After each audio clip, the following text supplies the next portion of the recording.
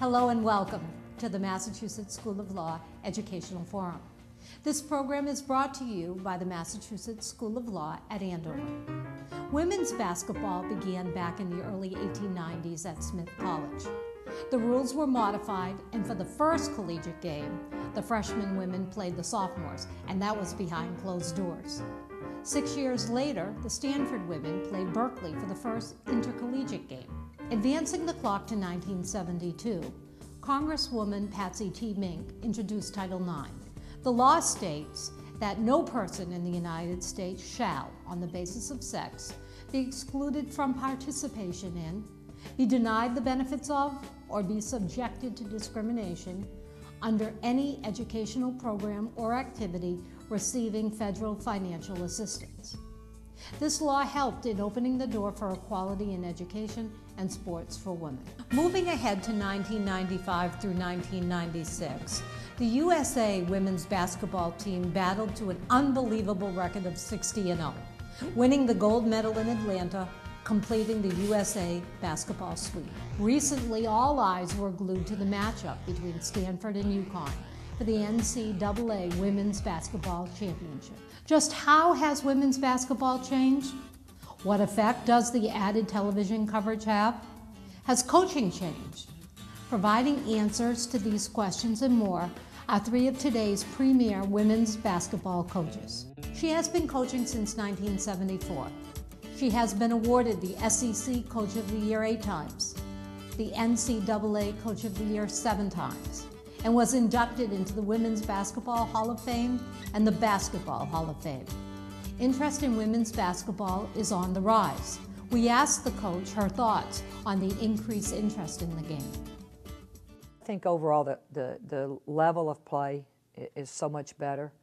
You know, the fan support has increased tremendously, and we're fortunate we've led the nation in attendance pretty much the last several years. And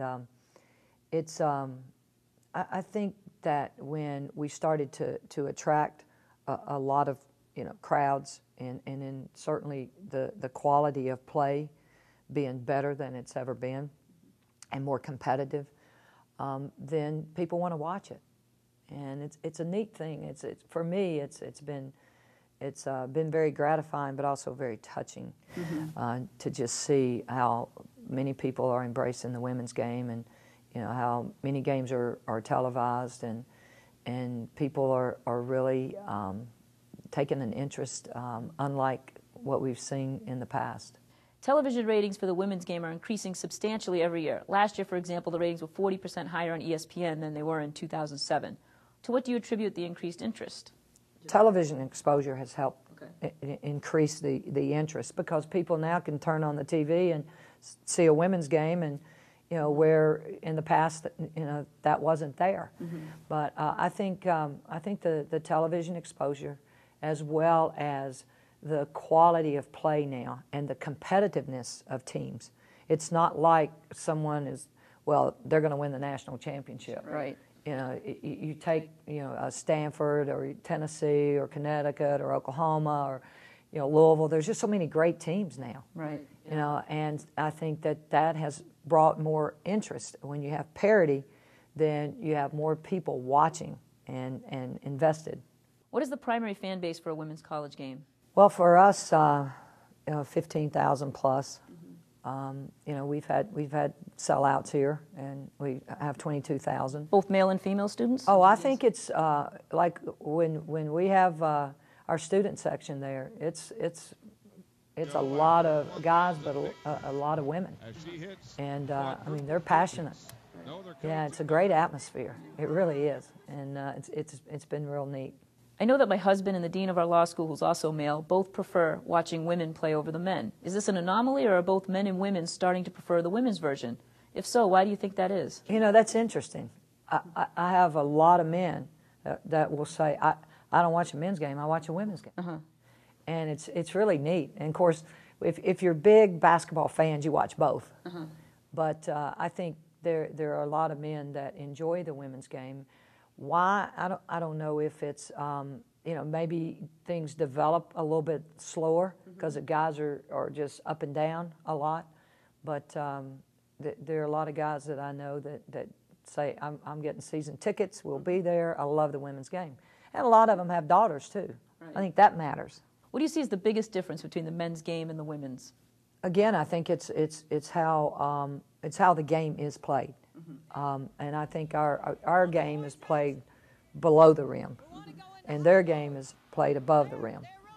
Of course, we've had players that could play above the rim, but I think then you get to see the game develop, whether it's offensively or defensively. But I think that our fans can really see it if we come down the floor.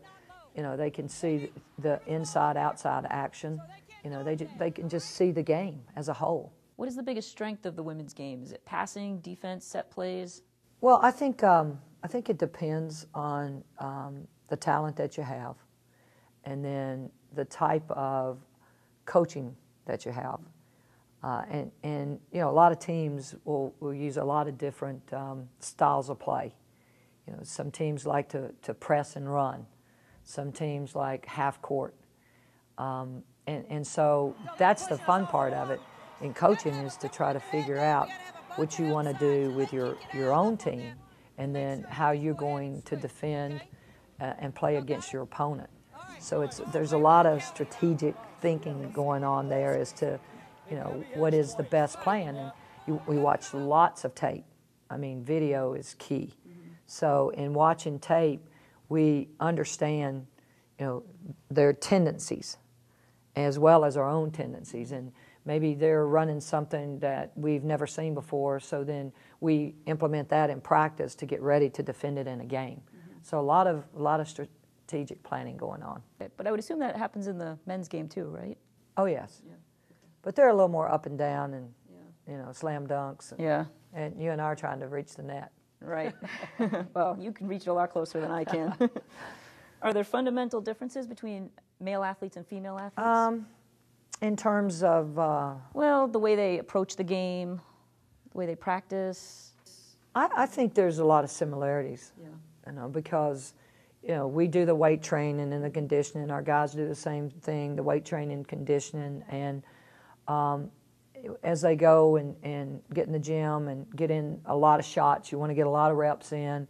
And the fortunate thing is we have Pratt Pavilion, which Larry Pratt stepped up and as a big donor here. And so Bruce has his court with his coaches and players, and we have ours. And we can practice at the same time. We have a petition, and then obviously we have Thompson Bowling Arena, which is a great facility. What is the biggest challenge you face in coaching women today? I think that there has been a little bit of a difference in terms of entitlement, you know, and instead of ownership, you know, I'm entitled to this. No, you need to take ownership of this. And maybe, you know, a lot depends on their family background. Some players come in and they're a little more spoiled. And, you know, they've all been the best players on their respective teams. And so they have to understand how to, you know, be a great teammate and, you know, help support your team. It's not about you, you know, it's about the team. And so some of them have that to learn. Some of them are very unselfish, maybe to a fault. But it's getting to know that. And we do the predictive index, which is the personality profile that really gives us a lot of feedback on how to best coach each individual on our team. How has coaching women changed in the 35 years that you have been involved? Primarily just a little bit more of the entitlement that I mentioned, and yet I think on a good note is that players know that this game is very competitive, and as they strive to improve their game, it enhances their opportunities to get a college scholarship. So it's competitive there. And I think that drives them in the summer to work on their game, and anytime in the off season, you know, that's a time to get better. And a lot of these student athletes get that. And the ones that miss out on it, you know, they may miss out on an opportunity to get a scholarship. You started coaching when Title IX was in its infancy. Since its enactment, female participation for college sports is up 456% and 904% for high school sports. I know. Isn't that great? Yep, it's fantastic. How has that affected your recruiting? Does it make it easier or more difficult? I think it's. I think right now, just with the parity in the game, and then the number of talented student athletes coming out at the high school level, it's a lot more competitive in the recruiting wars are out there, and it means that we have to be out and identify the best 7th or 8th grader and follow their progress. Wow. It's not just wait till they're in high school. So, I mean, sometimes I feel like I'm just looking at these little babies out here, but you follow that, and you may have a diamond in the rough, or, just really, hit the jackpot. It used to be that there were just a handful of top women's programs. Now we're seeing more and more schools fielding very competitive teams. Is this primarily a result of Title IX, or are there other factors such as the coaching is getting better? Well, obviously, you got to give credit to Title IX, but I see the parity coming about for a couple reasons: the talent level and the coaching level. We've got some great coaches, and it's good for the game, but it makes it extremely competitive.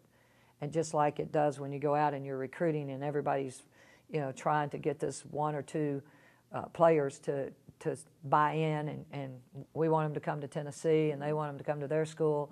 And they've got decisions to make. They've got decisions to make because all schools have great facilities, or the majority of them do. They've got great coaching staffs, and everybody is trying to get the same players. I mean, and the pool is bigger, but it's still highly competitive. And I mean, you got to be fortunate enough to get the good ones. Yeah, and I imagine in the past you could use Tennessee winning all the championships as a tool. Now other teams can use that as well. Absolutely. I mean, you got a lot of teams out there that are competing for championships year in and year out. Yeah. So it makes us a little bit more invested and obviously aware of what we need to do to be better. When I watch Tennessee games, I always see a large attendance. This is not the case at other schools, and especially not in the early rounds of the tournament. Why does Tennessee continue to draw large crowds for its games? Well, because we're invested in a lot of ways.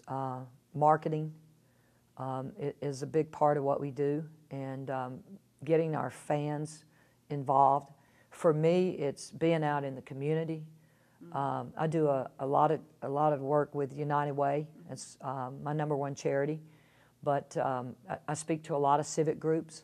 Every time I go, I leave them with, I came here today to speak to you. I'm expecting all of you to support our team, and it's important that we have that support. We have a lot of community support. I mean, we have people also driving in from all over the place. We've got loyal fans, but we don't want to take that for granted. We want to continue to try and build our fan base, and that's a big part of that. It's not just marketing. It comes from myself and our other coaches, being out in the community and speaking, and just invite somebody. It's like inviting somebody to dinner. I'm inviting you to come to this game. I came here to talk today. I'll see you in the gym. Current economy aside, what do you think it would take, if anything, to fill houses for women's games on a regular basis? Well, again, I think that the coaching staff has to really get outside in the community, and if you do that, if you personally invite people, if they feel like now they know you, I mean, I know the people here, they know me, they know our coaching staff, and they know that we're going to personally invite them anytime we're out, and that they are part of, they're a big part of our success, and they need to hear that. We have, a great environment. Why do we have it? Because of the people that are embracing Lady Vol basketball. At Tennessee, while the men's team is very strong and competitive, your team has had more success. What is the student support like on campus for each team? Do students still tend to primarily support the men's team first and women's second, or is it more equal here? Actually, it wasn't for a while, but now, definitely. I think with Bruce coming in, Bruce Pearl, and his passion and energy and enthusiasm, we work so well together. That's been very rewarding. And the students, we'll go over and we'll do pep rallies for the students, and he'll come to see the men and women's games. I'll do the same. And they've really responded to us. And that's provided an atmosphere that's, I won't say it's unique because it happens throughout the country, but here it's really something very, very special, and our student athletes love it. Yeah. Since this equal support would not be the case at most schools, do you ever foresee a time when the women's game would generate more support, given that most people, if they were playing pickup basketball, would play a style more similar to the women's game? Well, I think there's a lot of people that appreciate the women's game more. Yeah. And maybe it's because it is, played again below the rim, and you can see things develop as they come down the floor, whether it's on the offensive end or the defensive end. And I think that's something that has really enhanced the opportunity for more people to feel like, hey, I know what I'm watching. Yeah. I see this. I see the strategy involved. And I think that's appealing. Yet you still see more support for the men's games than the women's for the most part. You like do. At a Memphis or a Kentucky. Absolutely. But rather than say, they have more support, say, how can we get more support? Right. And every coach across the country that's coaching women's basketball must be invested in being in the community, asking people to come. I mean, I would go door to door if I had to, and just say, we need you. We need your support. And that, to me, is, that's part of my job. What was attendance like when you started? Oh, what do we have, 53 at our first game. Wow. That was my opening game. Wow. Mostly family? My family wasn't here. Well, the players' families? Yes, it was the players' families, definitely. And, I was lost because, my first game, and I was nervous, and, all I saw was the team that I was coaching, and I just realized afterwards I'd done such a poor job. I was like, I have got to get better. As you know, Epiphany Prince has decided to leave Rutgers a year early and play in Europe before entering WNBA draft. While this is common in men's college basketball, it is very rare in the women's game, where most athletes graduate. Is this a trend that we are likely to see continue, or is this just an anomaly? I hope not. I was very disappointed to hear that. Of course, Vivian Stringer's one of my dearest friends in the profession, and no, I absolutely hope that this is a one-time, not an example for the future. And I think it's so important to get your degree, to complete your eligibility at the college level, and players don't understand it, but it is the absolute best 4 years of your life. I lived it as a player, and I've lived it through lots of classes here, and the players come back, and they miss it. They miss it. And I was very disappointed to hear that. And the money can wait. Right. This is an opportunity to grow as a person, and then you can have the big bucks. And last question, why basketball? I picked basketball because I grew up with 3 older brothers, and 2 played basketball. So I think they just needed me to come play so we could play 2-on-2. And I just loved it. I loved it. And between that and my principal coming to get me off of the playground and get me to stay and play, and I called my mother and I said, I've got to stay and play. And I was in the 3rd grade, but I was taller than everybody else. So, that's what I knew. That was my first love of sport. And so with that said, I never had a desire to play, soccer, or I played softball in the summers, but that didn't interfere with basketball.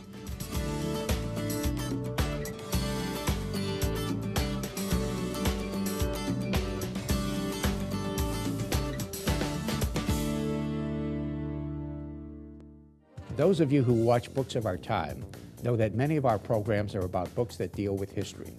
This reflects not just my own interest in history, but also the widespread belief that we would do better if our people and leaders knew more about history. This belief is one of the important reasons why the Massachusetts School of Law is starting a new and unique college called the American College of History and Legal Studies, ACHLS. ACHLS will be a senior college offering the junior and senior years of undergraduate education. It will focus entirely on American history, including the history of some important fields of American law. It will offer specific pathways to law school for those who choose to become lawyers, including entrance into law school after the junior year for those who do well at ACHLS, and education which rigorously prepares those who choose other fields than law. Its teaching will be entirely by the discussion method, in which all students participate, as at MSL itself and other fine law schools. It will have very small classes of only 15 to 20 students. Its tuition will be only $10,000 per year, much lower than almost any other college offering a bachelor's degree. You can view ACHLS's catalog online at the web address on your screen. ACHLS will be opening in Salem, New Hampshire, which is on the New Hampshire-Massachusetts border, in August of 2010. If you would like further information about ACHLS or would like an application, call, write, or email Maureen Mooney at the phone number or addresses shown on your screen.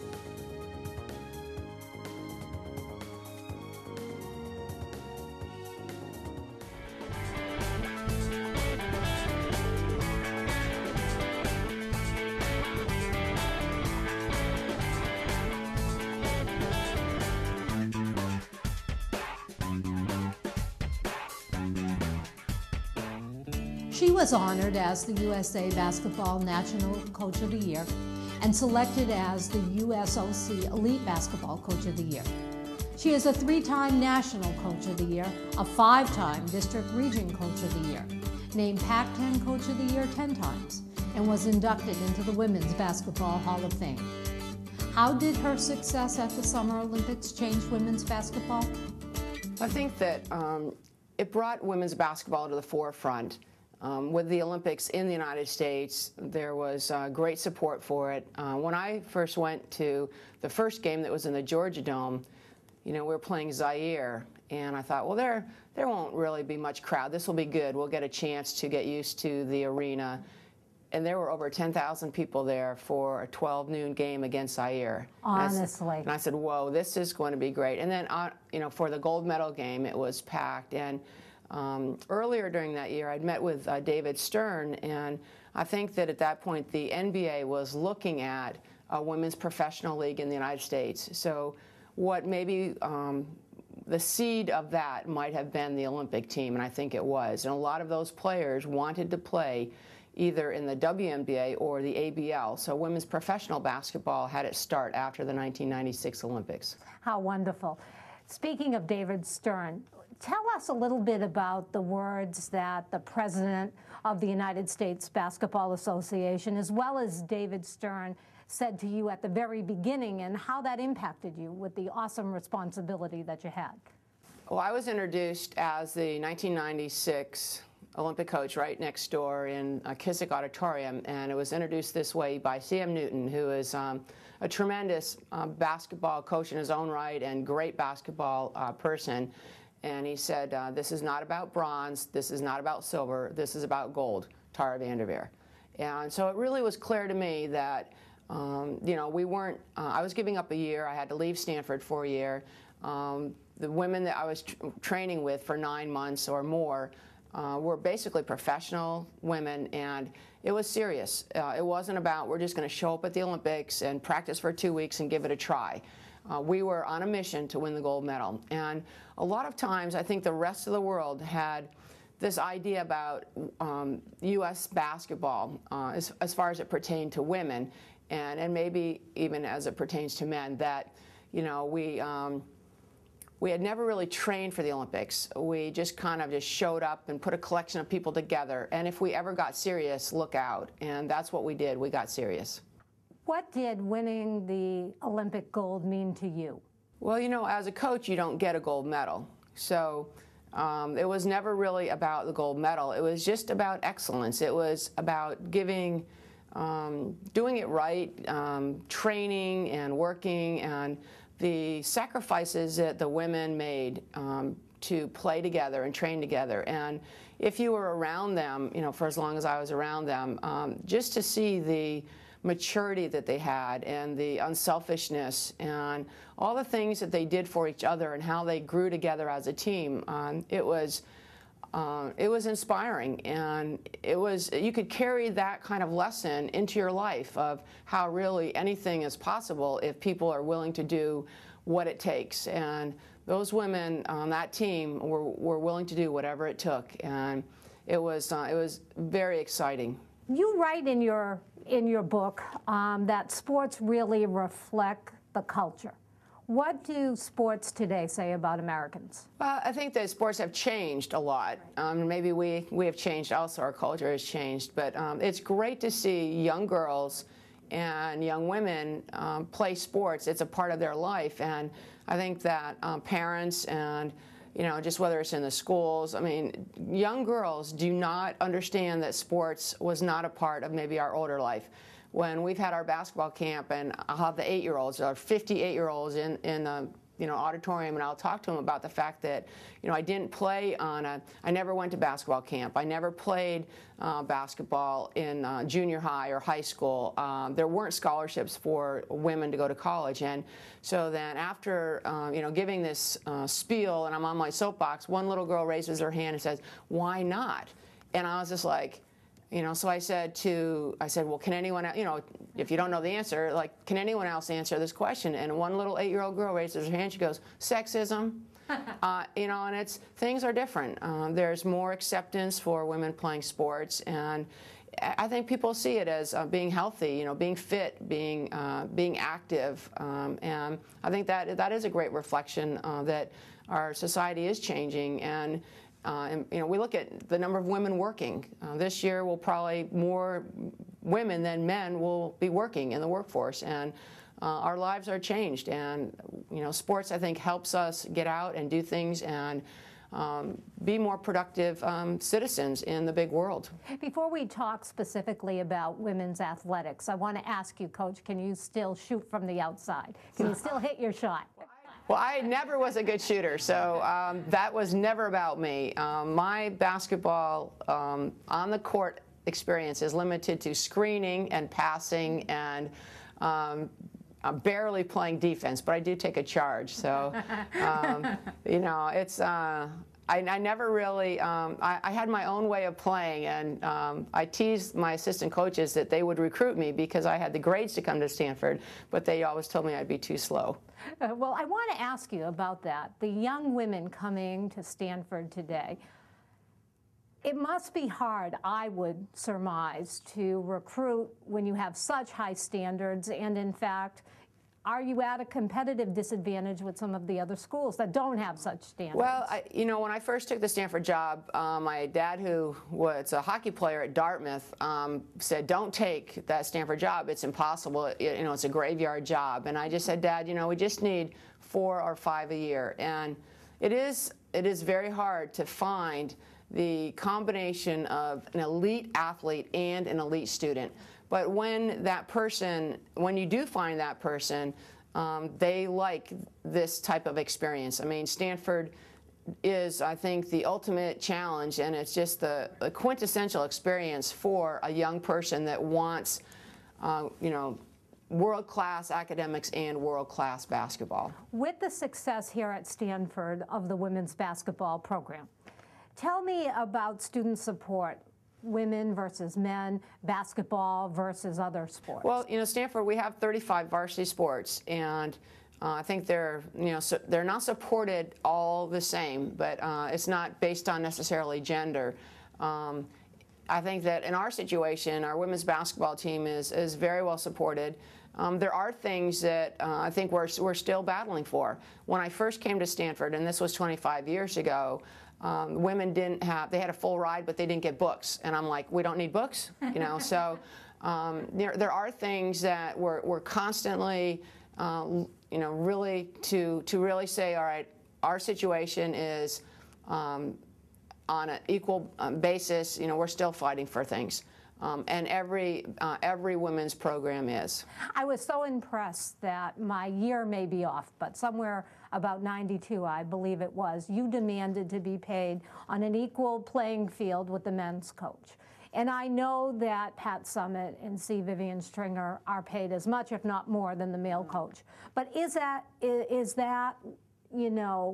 a across the board like that? Do women coaches really make the same as a male coach? Well, women in general in our society, make what, 77 cents for every dollar that men make. So I would say no, women do not make what, and it's not just women, it's coaches of women's sports. So it can be, a lot of times it can be men. So it's not necessarily a female or male person, but who you're coaching. And I mean, some people will say, well, well, a men's basketball team brings in so much money, there's more pressure, or there's different things. But I work at a nonprofit. Stanford University is a nonprofit university, so or institution. So I'm not sure how schools really, they couldn't, as an example, I don't think they could say, we're going to pay a professor that teaches biology, if you're a female, we're going to pay you this much versus a male professor. So I think that there's some stuff that should probably be investigated, and that's what Title IX I think represents. And you hope that people at your university respect what is going on, and that coaching women is as important as coaching men. I recall in the book you discussing that women have really become used to not getting the fair, the fair shake. They get the short end of the stick. And I wondered if you thought that's still generally true today in women's basketball. I think it is. I think it is fair, fair to say that, there are a lot of women, women that coach women's basketball. If you ruffle too many feathers, you're easily replaced. In that, if first of all, a lot of times schools, there's a big difference in men's basketball in the NCAA tournament. For every round you're in, you basically win money. In women's basketball, when you're in the tournament, it doesn't equate to any money. So, you can, if you win, basically a lot of universities, administrations will put up with a lot to have someone that wins. In women's basketball, I think it's different. It's like, does the women's coach, if they cause trouble or if they're outspoken, or let's just get rid of them and get someone else. It's not about money. And there are a lot of situations where because a woman can just easily be fired, and again, it doesn't necessarily have to be a woman in that coach, but the women's coach, but they can bring in someone that coached men's basketball somewhere, a friend of the athletic directors. It's really, it's a situation that it's not real competitive in some ways. I mean, it's a situation that it's not supply and demand. It's not like there's just so many people that they will have coach a women's team that if you are a troublemaker or you are questioning, your salary, your resources, and it's easier to get rid of you. Before I ask you whether women's basketball programs are successful, how do you define success for a women's basketball program? Well, I know that women's basketball programs are successful, and I know this because of the interaction and feedback that I get from the women that have played. Just for me, last Saturday night, I was part of a small reunion of women that played on our 1990 national championship team, and some women also were at this little reunion. It was a friend's house that was having dinner, and some women were not on that specific team but were part of that program. And to listen to them, I left feeling like I had won a gold medal, in that they are so close. They try to they go back to the time that they played together. They are each other's friends. They have kids. They have careers, and they're so thankful for the opportunity. And they look back, and of course, everything wasn't perfect at the time. And they love teasing me about making them run, or all the different things as a coach that you do. But to see them as friends, to see them as successful women on school boards, lawyers, doctors, things that they're doing in the community, I know that women's basketball is a success, and that just is a small example of it. How has coaching changed over the course of your career? I think every job, you know, again, our society has changed. It's a much faster pace. There's so much more that's out there with the internet, with recruiting, text messaging, email, you know, blogs, websites, Facebook, Twitter, all those things. None of that existed when I first came to Stanford. But I think the thing that stays the same is, for me, I think it's really important to be authentic, to have a sense of who I am, what I do here, and to really work hard to give our women the best opportunity to be successful, that they're here to go to school, they get a great education, and that on the basketball court, we're going to play a certain style of unselfish, team-oriented basketball, and people are going to improve a lot, and they're going to have fun doing it. And we have a great time as a staff and as a team. And it's I think that you know, it's what it should. I try to make it what I think it should be. You know, if it were me, this is how the program I'd want to play in. If it's my sister or, you know, whatever, just say, make it a great experience for the women that play here. Let's talk about media coverage. As I understand it, ESPN reported that in 2008, viewership was up 40% over 2007. So people are watching the women's game. They now cover, instead of just a few marquee games, they cover every round of the NCAA tournament. And so do you believe that coverage is becoming more equal for women in the field of basketball? Well, I would say it's improving. It's not even close to being equal. It's something that I think that there's, you know, maybe different sports broadcasting stations, ESPN, ABC, CBS, all the different stations that broadcast really feel they're marketing to the 18 to 35-year-old male. And so, you know, whether it's NASCAR or wrestling, you know, there's different things maybe, but I think their audiences are expanding and more women are watching sports. But it, you know, that's kind of their business. I think that sometimes it is great to see more women's games on. But sometimes it would be great to see more sports, whether it's women's basketball, volleyball, different sports that, you know, we see that during the Olympics, and then for the next 4 years we don't see anything. And I think it, you know, as people see it, it's almost kind of, I call it the little Mrs. Fields approach. You know, give them some little, you know, crumbs, or, you know, just people will like the kind of little bit, and then they'll expand more.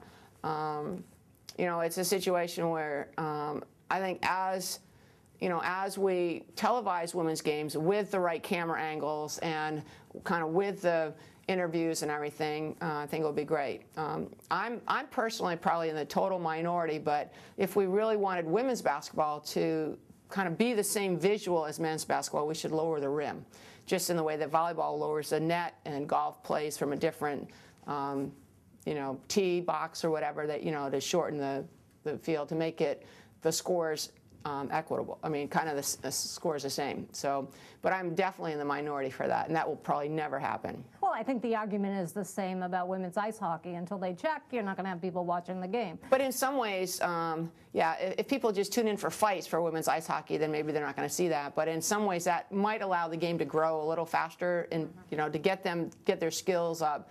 That's actually one of my criticisms of women's basketball, is that it is too physical, so that you can't see the athleticism that the women have. And ice hockey, in my mind, might have it right. Okay, interesting. It seems to me, and I could be wrong on this, so please correct me if you disagree, that a woman who is traditionally very feminine, I'm thinking of ice skating, I'm thinking of golf, and I'm thinking of tennis, they are much more likely to see themselves on the front page of Sports Illustrated or the cover than some of the more aggressive women's sports. Am I wrong about that? Well, I think that, you know, certain sports, maybe because of you know, where we were in the 50s or 60s, which has kind of, you know, even the role of women has changed. You know, actually, if you go way back, you know, to the, you know, the 30s and 40s, women did play basketball. They barnstormed. It was popular, and, you know, and then there was this big shift when men came back from the war and you know, after World War II, you know, that women shouldn't work. That women, you know, it was almost like this. Well, let's, you know, move women back into this place of, you know, you're in the kitchen and you don't, and that I think actually related to sports in a certain way, and that women then, you know, were not accepted as athletes doing those aggressive things. Have we created more opportunity for the everyday girl who needs the benefits or wants the benefits of sports? She's not going to play for you here at Stanford, but just should play sports. Definitely. There are so many young girls that watch our team play, and young boys that watch our team play. And they're, I think what they see is sports are good for women. So then maybe it inspires them, even if they're not into basketball, to go out and go running, to go swimming, to have this visual of, you know, 10,000 people coming to watch, or 20,000 people watching a women's basketball game, seeing it on television. And I definitely think it inspires young girls and inspires young women to play. Yesterday I'm at the grocery store. A guy says, you know, my daughter came to your basketball camp. You know, she's never going to play for you, but she loves the game of basketball. Right. You know, other parents will come up to me, you know, my son loves watching your team play. And, you know, just was surprised the boys played basketball. So it definitely is good for, I think, you know, the young girls and young boys. A couple more questions, Coach. The impact of Title IX, you mentioned it earlier. Well, Title IX has made a tremendous impact, not just on sports, but I think as our culture as a whole. But the idea that, I call it steak and hot dogs. You know, I grew up in a family of, I have a brother and 3 sisters, and when we sat down at the dinner table, it wasn't steak for the boys and hot dogs for the girls. And, you know, it was even worse than that. You know, we didn't even get the ketchup or the bun, you know, but, you know, now I think it, you know, is saying let's be fair. You know, let's be fair to our daughters, and let's be fair to our sons. And I have to say that fathers are huge in this battle. It's not just the schools, it's not just mothers or daughters, but it's fathers saying, my daughter's not going to ride on that rickety bus, you know, my daughter's not going to practice at 6 o'clock in the morning when the boys have the, you know, 2 to 7 slot in the gym. And it's parents, but mothers and fathers saying, let's be fair to our daughters. Let's turn the clock to 2025. What do you foresee for women's sport? You know, I hope we blaze our own path or our own trail, and that we're not necessarily always just following the men and what they're doing, because some of the things are not, they're not good for sports. You know, the fighting is not good. Drugs in sports, you know, all the different things that are bad. We need to learn from some of the mistakes and the things that have happened for men's sports, and just all the, you know, I look at professional sports, and for our women to have an opportunity to play professional sports, I think it's a great opportunity. And I do believe that our top athletes are role models. You know, some people don't, but they are. They're so visible, and that hopefully our people, women and men in sports, can be great role models for our young people who need them. So in that direction, I hope we can go in that direction, in a positive direction.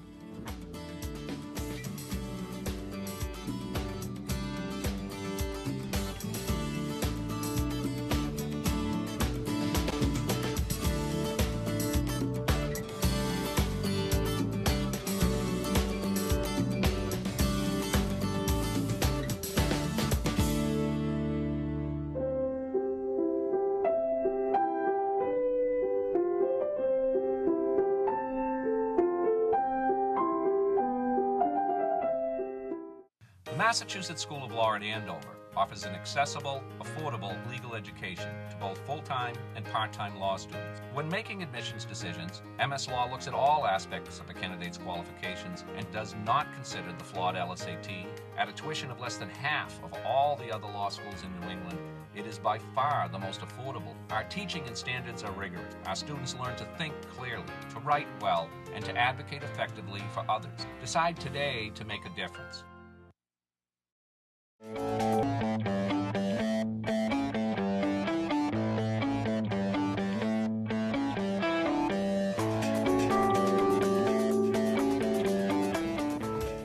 In 2009, she received the Woman of Excellence Award from the Lady Like Foundation for her excellence as a coach and for her fundraising activities for breast cancer awareness.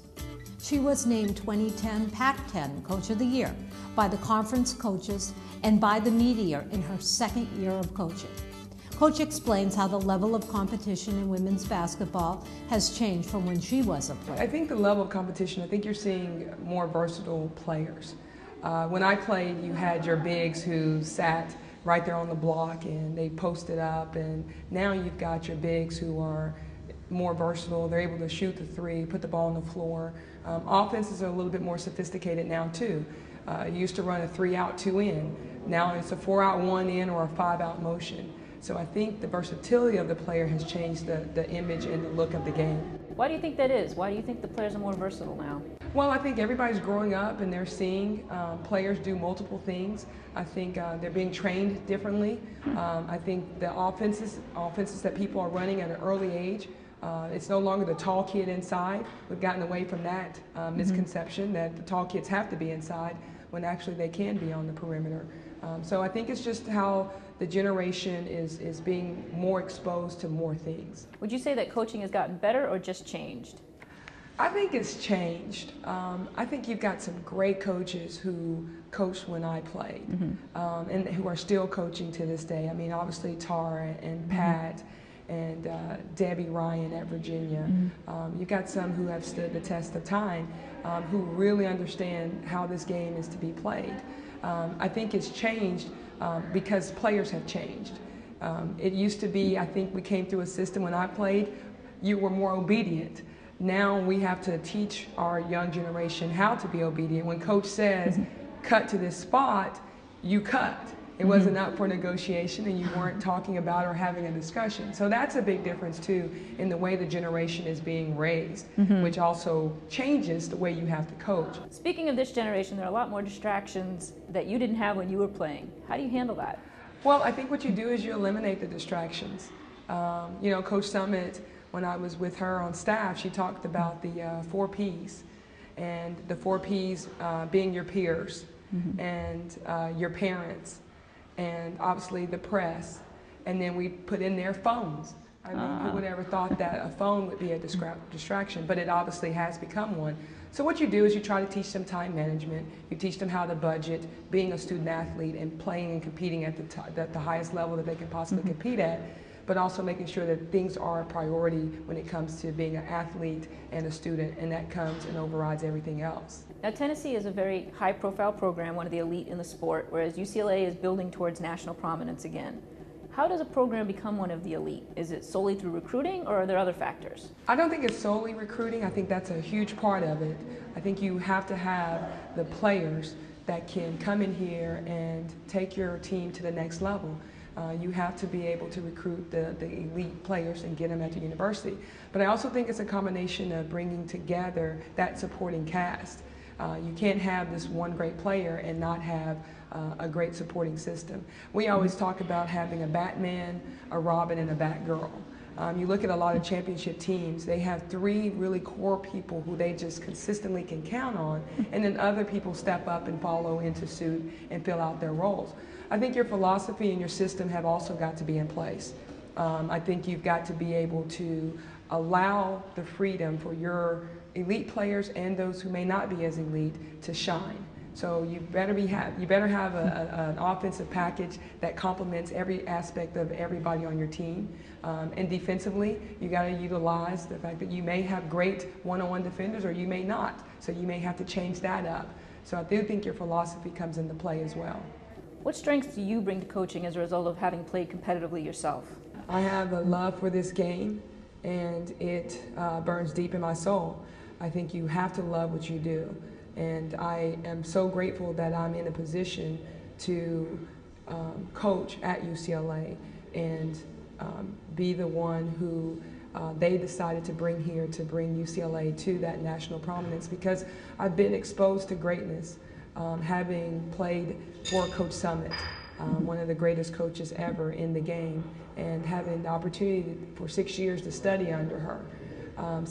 Being with Debbie Ryan for 3 years, who is a Hall of Fame coach. So I've been very fortunate to take and learn and be a sponge and be a student of the game. And hopefully through my passion and my love for the game, I can bring that here to UCLA. Is it frustrating when the team isn't doing something you want them to do and you think in your head, oh, I did it, so I know you can too? You think that so much, and what you do is you go back to practice, because what I realize is that we have no control. It is all about the players and what they want to do. So yes, there are times when I would say, well, I was able to do that, why can't you? But I never would voice that to them. It would be more coming back to them and let me demonstrate, maybe not at the same tempo that I did back in the day, but I think that's great about our staff, is that we got a young staff, we can get out there, we can demonstrate, we've practiced with the team, we've shown them the way, how to talk your action, what do you do on different cuts and things like that. Physically being able to get out there, I think, has been huge for us as a staff. Do you ever wish you were back out there playing? I wish that my wish for the team, not necessarily for me, because I think I've done everything I could do as a player, having won a championship and been in the ups and downs and great atmospheres. I mean, just traveling this and having sellout crowds.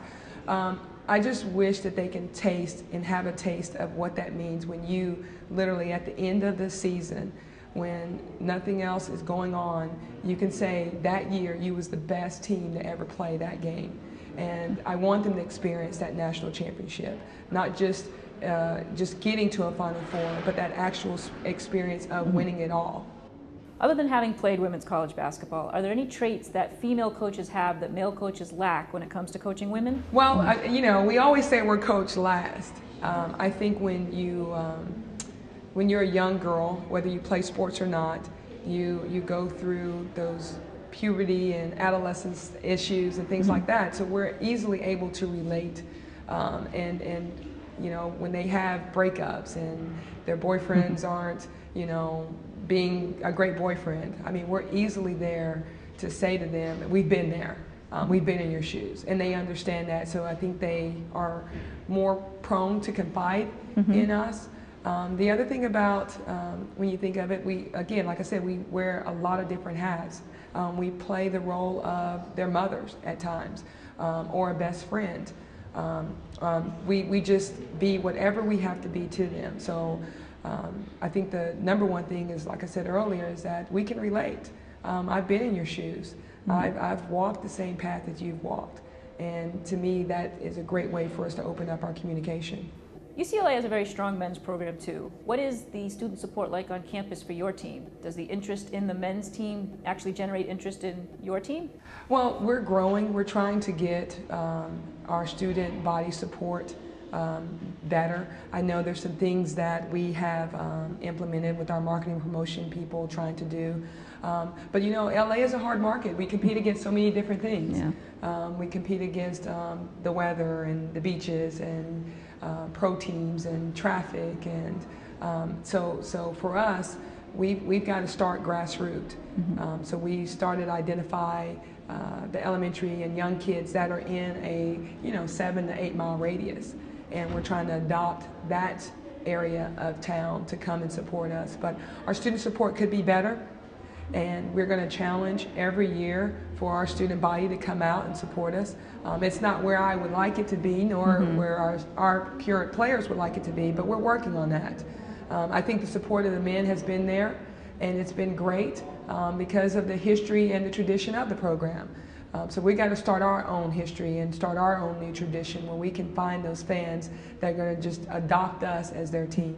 Given that most people, if they were playing pickup basketball, would play a game more similar to the women's game, do you ever foresee a time when the women's game would actually generate more interest than the men's? It's evident right now there's certain teams that do generate more interest than the men. And I think that has to do with not only them being a great ball club, but looking where they're located. Location is huge too. When you don't have a lot of other things going on that you have to compete against.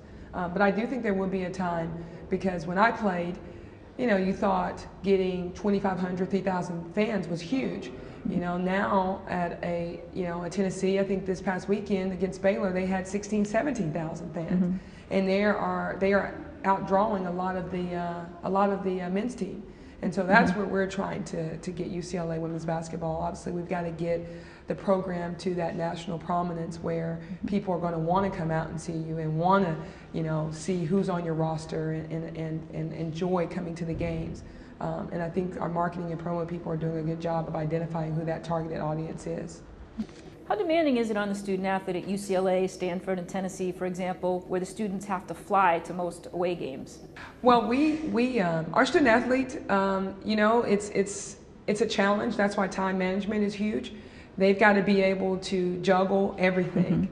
And our academic advisors and their support system that's in place, they do a great job of taking care of the academic side of it. So we know when our classes are ahead of time. We have our tutors set up, we have our study hall set up, and our block of practice doesn't change. But we make sure that each one of our student athletes is assigned to a coach, and they have a weekly planner. So we don't want to wait last minute, oh, I thought I had this, I thought I had that. We do a lot of organization ahead of time so they can help with their preparation. But it is, I mean, we've got a tough course curriculum here. I've got pre-med students. I mean, I've got kids who are mathematicians. So we have to juggle it all. And during finals, they get stressed out. And sometimes their performance feels the repercussion of that. So we do a lot of workshops ahead of time, how to manage the stress of going into finals and things like that, because they do carry it on the floor sometimes. Do the coaches know when their papers are due or they have finals? Yes, I mean, we want to be as much involved with their academics as we are with their basketball. It doesn't waver. One is not greater than the other. They're of equal importance. But if I feel like the academics is suffering, then I will remove basketball because you are going to get your degree. I'm from a household where my mom stressed going to class. We go to class every day. I adopted Coach Summitt's policy, you miss a class, you miss a game. And it's been very effective in just letting the young ladies know why you are here. You are here to get that degree. And along the way, we're going to play a little basketball, hopefully win a championship, and we're going to remember all the experiences that we had while we were in college. Now, as you know, Epiphany Prince left Rutgers a year early to play in Europe before getting ready for the WNBA draft. While this is common in men's game, it's very rare in women's college basketball. Is this a trend we're likely to see continue, or do you think this is just an anomaly? I would hope it's not a trend. Every athlete is one injury away. And women basketball players aren't making the multi-million-dollar contracts coming out of college, nor are they going to make them if they leave early. And to me, getting that education, one, it's a sign of accomplishment, because there was a time when women couldn't go to school. And I think for young ladies to take that jump or take that leap of faith, each person, you know, handles situations differently, but I would never advise a young lady to leave early just to go pursue money. And especially in a sport, like I said earlier, is one injury away. I think you've got to be a better planner and plan for your future. And obviously we know through education, that's something that can never be taken away from you, because one day that ball will stop bouncing. And then what do you have to fall upon? And that, I know that's easier sitting here and saying that to a young lady, but you know, for whatever reason, Prince's decision to go is her own. But I do think you put yourself at more of a risk of not securing your future. Women's basketball has come a long way from its early days at Smith College in Northampton, Massachusetts. So until next time, keep up the teamwork, watch that traveling, and you be well.